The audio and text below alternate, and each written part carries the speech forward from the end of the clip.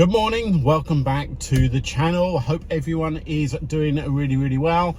Today I'm going to be sourcing, so I've had a good purge when it comes to getting listings up and getting a draft bank up, so that's still ongoing, but now it's time to get more stock. So first place I'm going to hit, which is like the charity shops. It's my go-to places to get stuff, but today is, so it's now getting on already, so it's 11:15. It's probably a little bit late really, but let's go and see what I can actually pick up. Hopefully it's going to be a good amount and I will kind of take you along for the ride.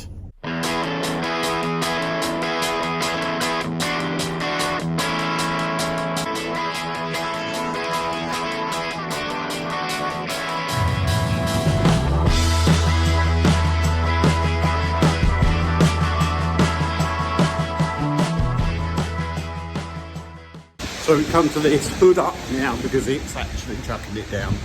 I don't suppose you can actually see it on this film, but yeah, the joys.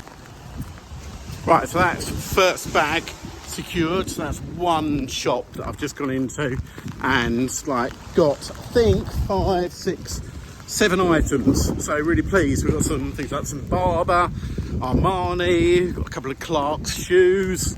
I'll try and do you a haul when I get home because I'm getting absolutely pelted here. Right, just another 2 pairs of jeans picked up then. Nothing too special. A pair of G-Star and a pair of golf trousers. But now I'm off to the next one. I'm going to also I've come prepared. I've actually got my lunch in the car. So we just got some meat and a bit of fruit. And I've just picked up myself a Diet Coke as well, so I'll have that on the way to the next town. So I've heard a few people say that they're about to go to car boots. So are they starting up again? Are they around you? Well, if the weather is anything to go with, I'm not sure my ones are going to be opening anytime soon, but good luck if you are going to the car boots, or the boot fairs, or boot sales, or whatever you want to call them. Right, so that's that town all done.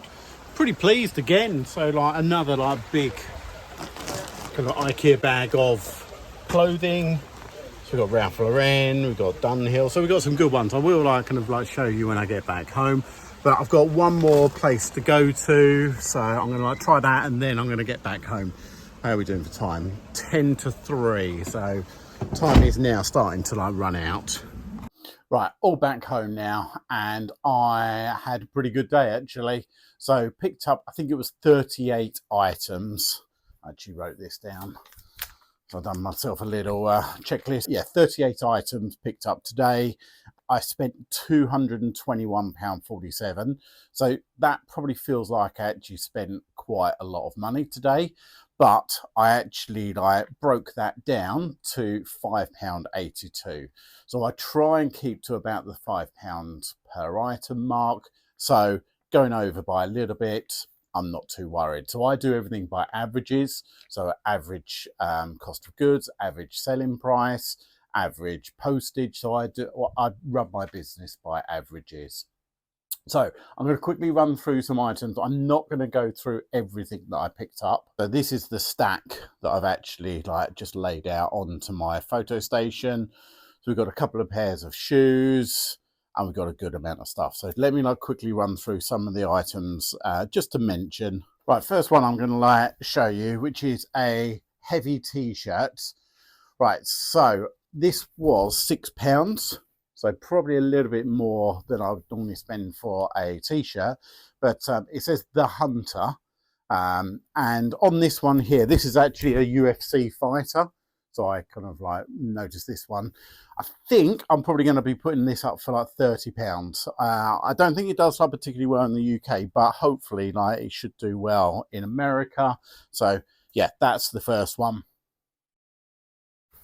Right, next we've got, which is a blazer. So nice kind of cotton blazer. Paid £2 for this one.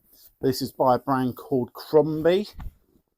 So Crombie normally make the big wool trench coats, But for £2, I think that should be like pretty safe. I'll try and put some comps up so you can see actually like what I think I'm going to be selling it for, because off the top of my head, I'm really unsure. So, but the next one, I think I'm pretty like happy what I'm going to sell this one for.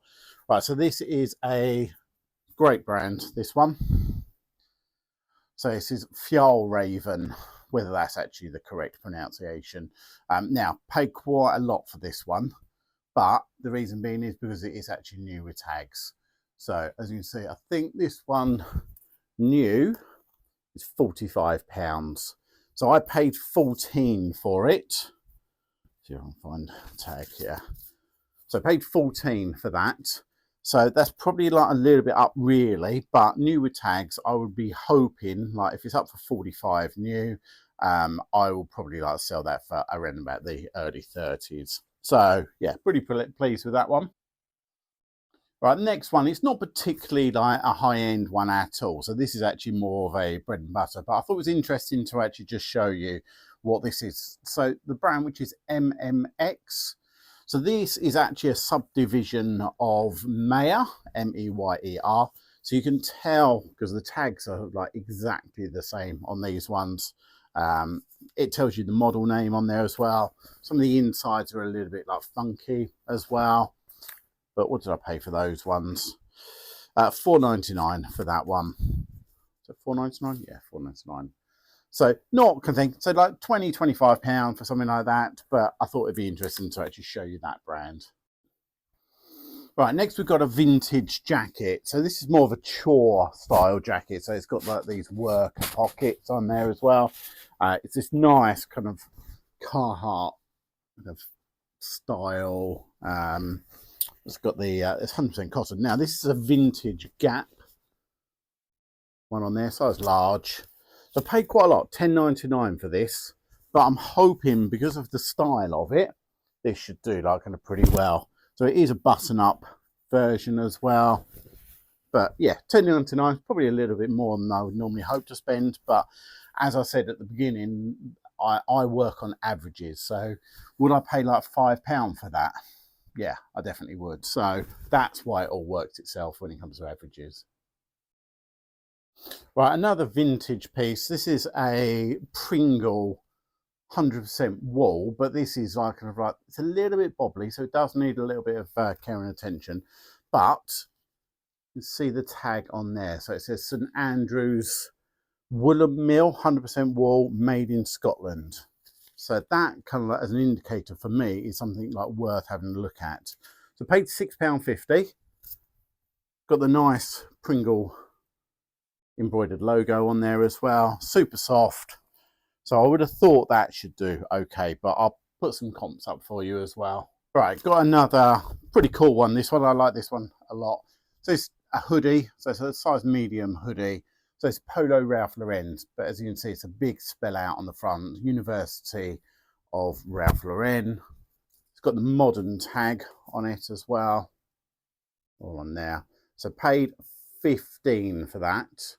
So quite high value, but looking at comps, should be anything in the realms of like £60 to £70 for that one. So happy to like pay up for it. I think one of the key things is to realise that sometimes you do have to spend a bit more. It's very easy to get like carried away and actually think, right, I can only spend this amount of money on something, or it's not going to actually like make my margins.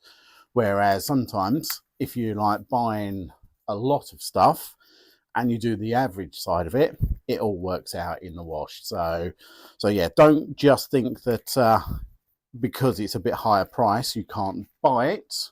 As long as the margins are there, I think it's still well worth like paying up for stuff. Right, we've got another jacket. So nice bomber jacket. It's got a logo on the side. So this is by the brand Hunter. Show you that. So Hunter.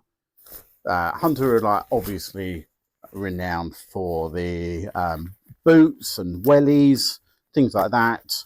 But I saw this and actually thought it was in such good condition. I might as well pick this one up as well. I'll put some comps up so you can see. So I'm not actually sure how much value that one is. Right, then we got a nice blazer. So this is a really nice like tweed blazer. You look at the detailing on it. Looks nice, really nice big size as well. Brand, let's have a look at the brand. You can see. So it looks like it's a vintage one.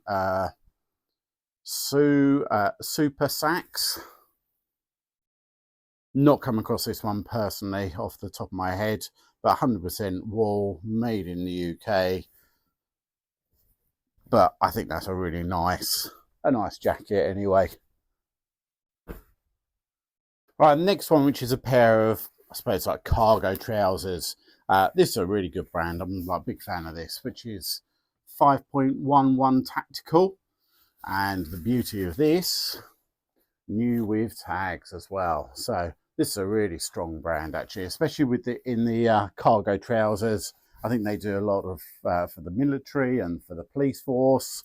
But yeah, really pleased with those ones. Right, down to the last couple now. Next, we've got a nice big denim jacket. I think it's a 2XL. So look, yeah, 2XL. It's by Joe Brown's.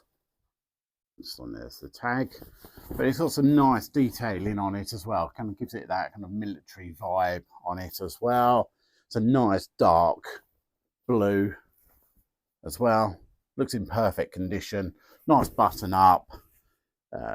Yeah, elite training squad, like kind of a flight side of it.